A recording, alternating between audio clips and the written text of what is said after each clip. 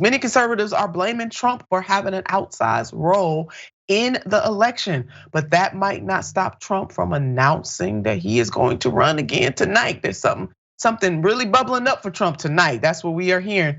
Let's put up this headline: Republicans cringe as Trump 2024 approaches.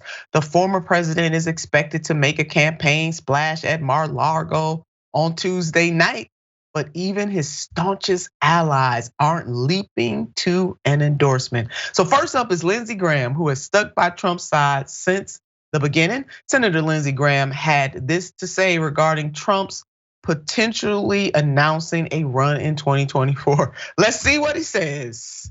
I'll tell you after Georgia. In other words, waiting on the outcome of this election. Senator Graham is making it clear, I can't make any commitments now. I gotta wait until we hear from Georgia. Now, Trump did not help his case last week, as we all know, when he publicly lashed out at Florida Governor Ron DeSantis on Truth Social, which is leading Republicans to say things like this. The question is, who is the current leader of the Republican Party?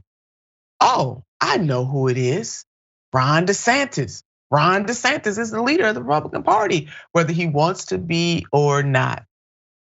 Not so fast. Ron DeSanctimonious is the leader of the Republican Party. They don't even know who the real leader of the Republican Party is. But look how quickly they just throwing Trump away. But it's not just politicians who are deboarding the Trump train. Fox News has tapped out as well. Listen to what Fox News' Brett Him had to say.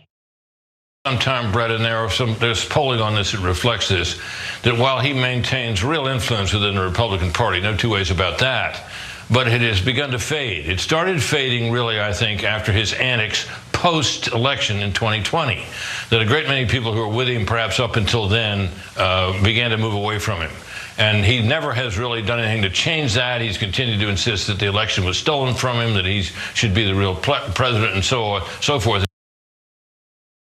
Now, when Fox News leaves you by the side of the road, you got problems. Trump, you got problems, baby. They done left you just like that, but not even them. When your family members throw you under the bus, yeah, that's where it really is. So let's look at this headline. Trump begging Jared and Ivanka to join him on stage for campaign launch. This is what is coming from some sources. Ivanka seems to want no part, or Ivanka seems to want no part of this in 2024.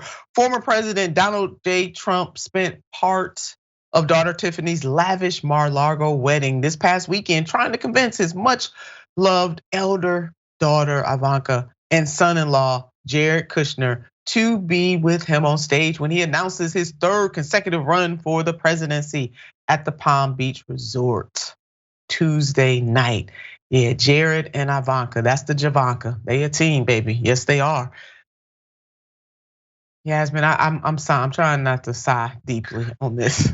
When I your like family Javanka, leave that's you. a good name. Yeah, the Lindsey Graham thing is funny to me. Like, first of all, who is waiting to hear anything from Lindsey Graham at this point? How much of his opinion? How much is it even worth? How much is his endorsement worth to anyone anymore? He's a notorious flip-flopper. We know that he's desperate for relevancy above almost anything else. And I don't know why he's waiting for Georgia. Like, we already won the Senate. What is he waiting for? And then secondly, who cares about Trump's announcement tonight? We already know what he's gonna say. We already know that his supporters in the GOP and in his own family don't want him to announce. We already know that he's mad about the midterms. We saw him scowling at his daughter's wedding over the weekend.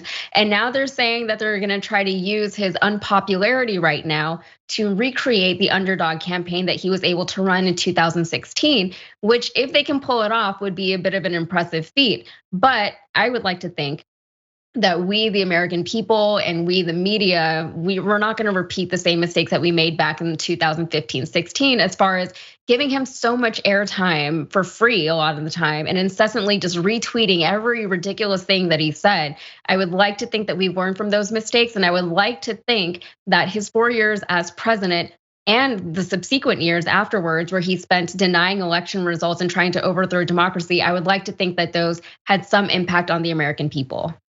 I would like to think the same thing. I mean, we know he won over 70 million votes the last time that he ran. I believe he's still a force, and anybody that sleeps on him they are making a mistake. And your point about mainstream media, because they're the ones that gave so much airtime, billions of dollars.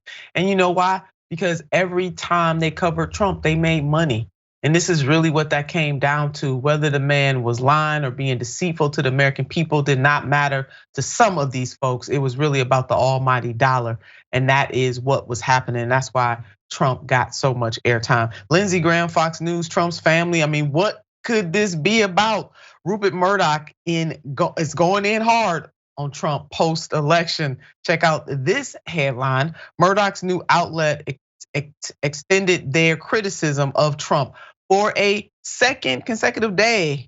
The recriminations about Republicans' unexpectedly weak election day performance played a prominent role on the pages and over the airwaves of Rupert Murdoch's media properties. Hey, Trump, wow. And meanwhile, Club for Growth fires a warning shot at Trump. It indicates they might back DeSantis. Putting out this set of data, take a look at it, but take it with a grain of salt. Okay, just a grain of salt, because we need to see some other polling happening. And as we know, that polls are really just a snapshot in time. I do think anybody that sleeps on Trump is really making a mistake. He got a lot of folks to vote for him. So it ain't over. He seems to have 9 lives, maybe 20 or 25. So we shall see. Let the games begin between the Donald J. Trump and the sanctimonious himself. Oh yeah, we'll be watching.